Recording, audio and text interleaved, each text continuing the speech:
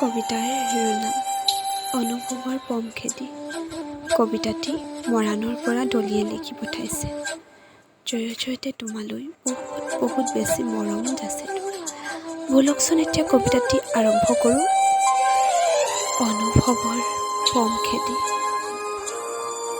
পাৰিছা জানো সঁচাকৈ তুমি অতীতক পাহৰি বৰ্তমানৰ সুখবোৰত হ'বলৈ বিলীন?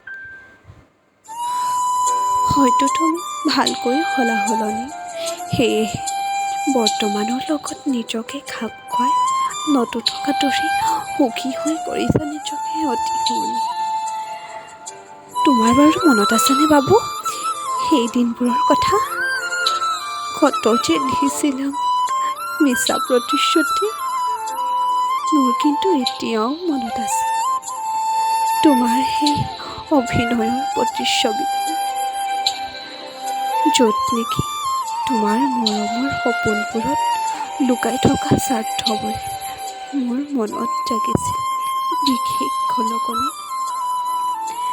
যি অনুভৱৰ পম খেদি খেদি মোৰ প্ৰতিটো উজাগৰি নিশা আজিও তোমাৰ নামতে সীমাবদ্ধ।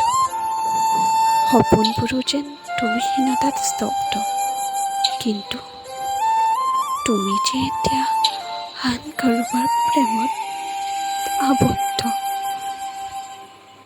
বহুত ধন্যবাদ। এইদৰে আপোনালোকেও যদি আপোনালোকৰ কবিতা কাহিনী ইত্যাদি মোৰ কণ্ঠেৰে শুনিব বিচাৰে মোৰ লগত যোগাযোগ কৰিব পাৰিব। মোৰ ইমেইলটো হৈছে saikyasispriya@gmail.com।